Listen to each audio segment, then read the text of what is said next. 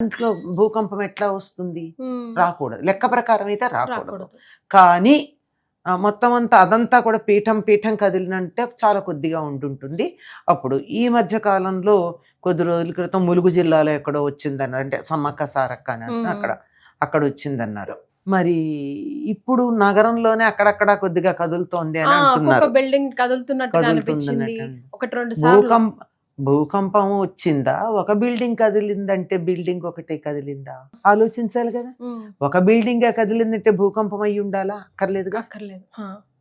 ఆ ఇల్లే కదిలి ఉంటుంది. ఉమ్, ఆ ఇల్లు అయి ఉండదు. అది నా ఉద్దేశం. ఉమ్. అది ఒక ఫ్లాట్ అయి ఉంటుంది, కాంప్లెక్స్ అయి ఉంటుంది. అలా కూడా అవుతుందా అమ్మా? అయితే అయ్యి ఉండొచ్చు. Individual గా. ఏముందానికి అక్కడ కింద నాకు తెలియదు. మరే నేనేమి పెద్ద భూగర్భ శాస్త్రవేత్తనేమి కాదు.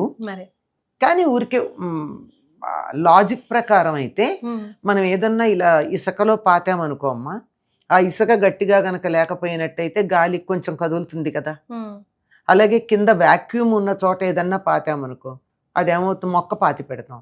మొక్క పాతి పెట్టాక ఏమవుతుంది, చేత్తో నొక్కుతాం. ఉమ్.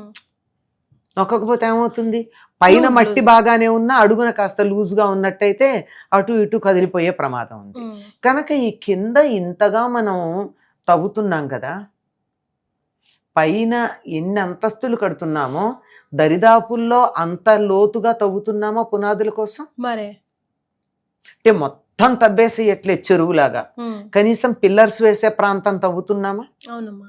అది అంతవరకు అది లూజ్ అయినట్టేనా ప్రాంతం? ఉమ్,